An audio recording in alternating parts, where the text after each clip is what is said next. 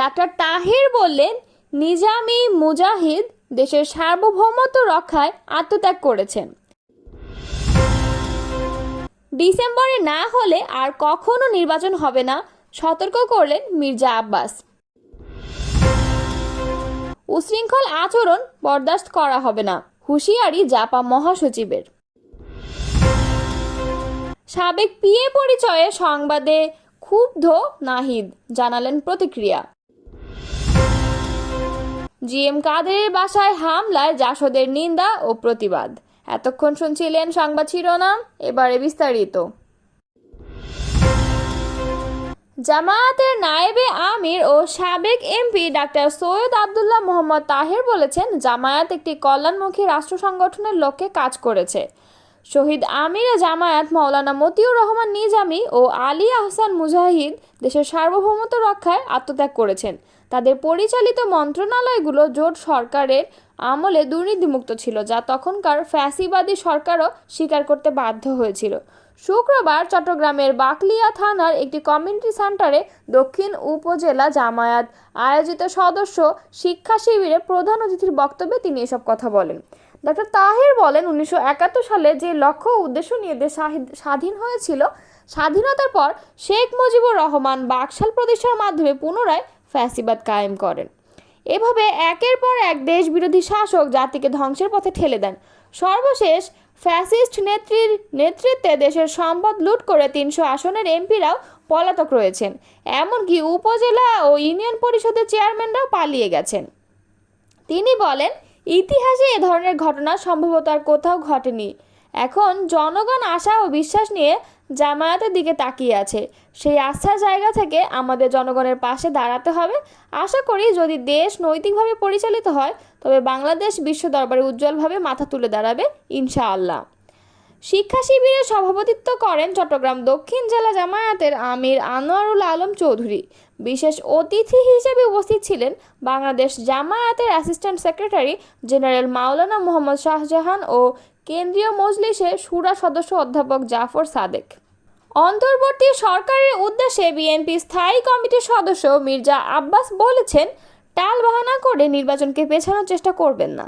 আমরা খুব ভালো জানি, ডিসেম্বরে নির্বাচন না হলে এদেশে আর কখনো নির্বাচন হবে না। এই বাংলাদেশ বিদেশি প্রভুদের হাতে পদানত হবে। বিএনপির প্রতিষ্ঠাতা শহীদ প্রেসিডেন্ট জিয়াউর রহমানের 44তম শাহাদাত বার্ষিকী উপলক্ষে শুক্রবার বিকালে নয়াপল্টনে দলের কেন্দ্রীয় কার্যালয়ের সামনে এক অনুষ্ঠানে প্রধান অতিথির বক্তব্যে তিনি এসব কথা বলেছেন। এ সময় আগামী ডিসেম্বরের মধ্যে জাতীয় সংসদ নির্বাচন দেওয়ার দাবি পুনর্ব্যক্ত করেন তিনি। মির্জা আব্বাস প্রধান উপদেষ্টা ডক্টর মোহাম্মদ ইউনূস বিএনপিকে তার মুখোমুখি করে নিয়েছেন বলে মন্তব্য করেন। আব্বাস বলেন, তিনি জাপানে বসে বিএনপির বিরুদ্ধে বিষোদ্গার করেছেন। জাপানে বসে বলেছেন, একমাত্র বিএনপি ডিসেম্বরের নির্বাচন চায়। এর জবাবে বলতে চাই, ডক্টর ইউনূস সাহেব, আপনি স্মরণ করে দেখুন, ডিসেম্বর নির্বাচনের কথা আপনিই প্রথম বলেছেন। সম্প্রতি প্রধান উপদেষ্টার সঙ্গে বিএনপির বৈঠকের বিষয়টি তুলে ধরে আব্বাস বলেন, আমরা বাইরে চলে আসার পর সন্ধ্যা 6টা বা 6:30টার সময় আপনার প্রেস সেক্রেটারি বলেছে জুন মাসে নির্বাচন হতে পারে। প্রেস সেক্রেটারি আর আপনি তো এক কথা নয়। বিএনপির এই নেতা বলেন, অন্তর্বর্তী সরকার ঘোষণা দিয়ে সংস্কার করছে। আজ সংস্কারক সরকার সংস্কার করার জন্য বাইরে থেকে মানুষ ইম্পোর্ট করে আনছেন, যারা এদেশের নাগরিক নয়, দেশের প্রতি অত মমত্ববোধ নেই, দেশকে ভালোবাসেন না। তারা কি করে এদেশের মানুষের সংস্কার করবে আমরা বুঝতে পারি না। এ সময় চট্টগ্রাম বন্দরের নিউ মুরিং টার্মিনাল নিয়েও কথা বলেন মির্জা আব্বাস। টার্মিনালটির কর্মক্ষমতা রয়েছে উল্লেখ করে তিনি বলেন, তাহলে কেন এই টার্মিনাল বিদেশিদের হাতে দেব? বিদেশিরা এলে টাকা বাংলাদেশে রাখবে না তো। তাই বিদেশিদের প্রতি প্রেম ভালোবাসা ছেড়ে দেন, দেশের মানুষকে ভালো রাখেন। আমরা দেশের লোক তৈরি করব, দেশের লোকেরাই নিউ মোরিং টার্মিনাল চালাবে, বাইরের লোক দরকার নেই। সরকারের উদ্দেশ্যে তিনি বলেন, সেন্ট মার্টিনে খাওয়া নেই, কাপড় নেই, মানুষ বাচ্চা নিয়ে স্কুলে যেতে পারে না। সেন্ট মার্টিনে কি এমন হয়ে গেল যে বাংলাদেশি নৌকা যেতে পারবে না? সেখানে কি এমন ঘটনা ঘটেছে জানতে চাই। সাজেকে কি হচ্ছে আমরা জানতে চাই। জিয়াউর রহমানের স্মরণে এই দোয়া মাহফিল ও দুস্থদের মাঝে খাবার বিতরণ অনুষ্ঠানের আয়োজন করে বিএনপির পল্টন থানার 13 নম্বর ওয়ার্ড শাখা। পল্টন থানা বিএনপির সাবেক সাধারণ সম্পাদক কাজী হাসিবুর রহমান শাকিলের সঞ্চালনায় অনুষ্ঠানে উপস্থিত ছিলেন বিএনপির কেন্দ্রীয় কমিটির সহ যুব বিষয়ক সম্পাদক মীর নেওয়াজ আলী এবং ঢাকা মহানগর দক্ষিণ বিএনপির সদস্য সচিব তানভীর আহমেদ রবিন। জাতীয় পার্টির মহাসচিব মুজিবুল হক চুন্নু বলেছেন, মামলা হামলা করে জাতীয় পার্টির সঙ্গে বৈষম্যমূলক আচরণ করা হচ্ছে। আমাদের যদি অপরাধ থাকে অবশ্যই তার বিচার হতে পারে, কিন্তু মব জাস্টিসের নামে আইনি ও বেআইনি ও উশৃঙ্খল আচরণ মেনে নেওয়া যাবে না। শুক্রবার বিকেলে জাতীয় পার্টি কেন্দ্রীয় কার্যালয় কাকরাইল চত্বরে প্রতিবাদ সমাবেশে সভাপতির বক্তৃতায় তিনি এ মন্তব্য করেন। বৃহস্পতিবার রংপুরে জাতীয় পার্টির চেয়ারম্যানের বাসভবনে হামলায় প্রতিবাদে ওই সভা করা হয়। 31 মে দেশব্যাপী প্রতিবাদ সমাবেশ করার ঘোষণা দিয়েছে দলটি। যারা জিএম কাদেরের বাসভবনে সন্ত্রাসী হামলা করেছে তাদের বিরুদ্ধে কঠোর শাস্তিমূলক ব্যবস্থা গ্রহণ করতে হবে। হামলার বিচার না হলে বর্তমান সরকারকে এর চড়া মূল্য দিতে হবে বলেও হুঁশিয়ারি দেন তিনি। তিনি আরও বলেন, বিএনপি সহ অনেকগুলো দল ডিসেম্বরের মধ্যে জাতীয় নির্বাচন চায়। আমরা বিশ্বাস করি বর্তমান সরকারের অধীনে কোনো সুষ্ঠু নির্বাচন সম্ভব নয়। এই সরকারের প্রতি আমাদের আর কোনো আস্থা নেই।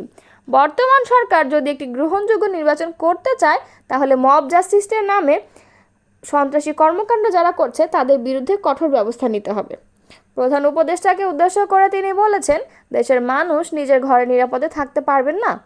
গতকাল রাতে জাতীয় পার্টি চেয়ারম্যান জিএম কাদের রংপুরে নিজ বাসভবনে অবস্থান করছিলেন।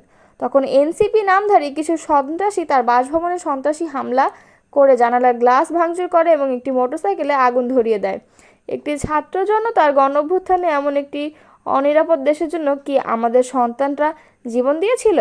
দেশের মানুষের অনেকে আশা করে বর্তমান অন্তর্বর্তীকালীন সরকারকে সমর্থন দিয়েছিল।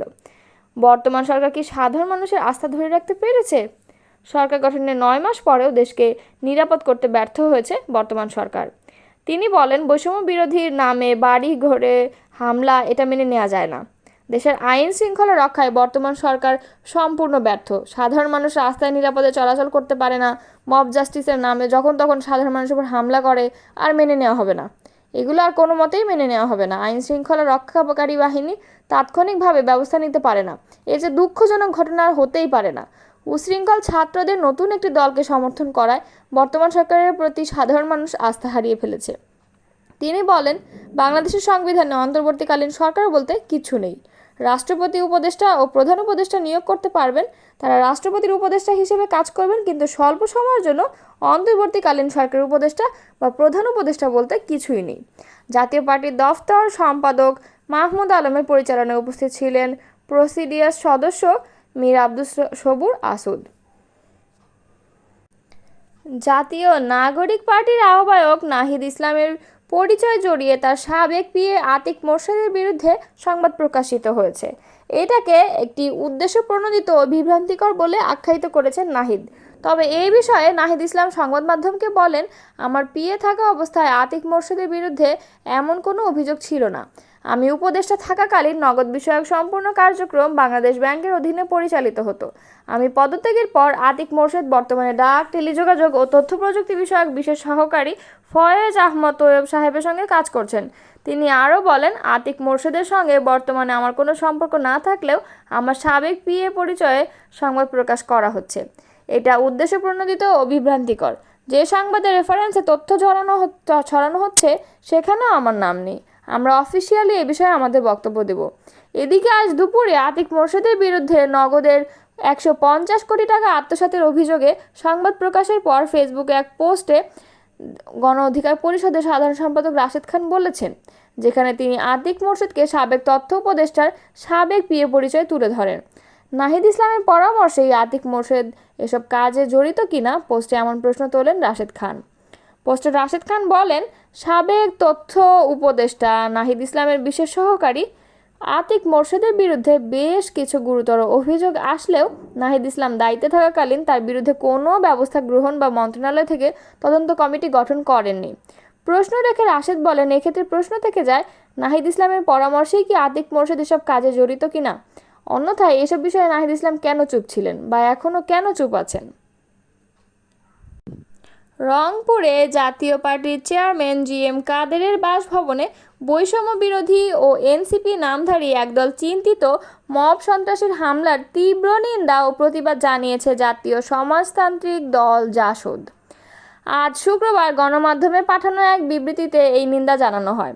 এতে বলা হয়, গতকাল বৃহস্পতিবার অন্তর্বর্তী সরকার, প্রশাসন, পুলিশ এবং আইন শৃঙ্খলা রক্ষায় নিয়োজিত সশস্ত্র বাহিনীর পক্ষ থেকে বারবার মব সন্ত্রাস বন্ধ করার কথা বলা হলেও বৈষম্য বিরোধী এনসিপি, ইসলামী ইনকিলাব, জুলাই নামধারী চিহ্নিত মব সন্ত্রাসীরা পুলিশ, সশস্ত্র বাহিনী, যৌথ বাহিনীকে চ্যালেঞ্জ করে তাদের নাকের ডগায় প্রতিদিন মব সন্ত্রাস চালিয়ে যাচ্ছে।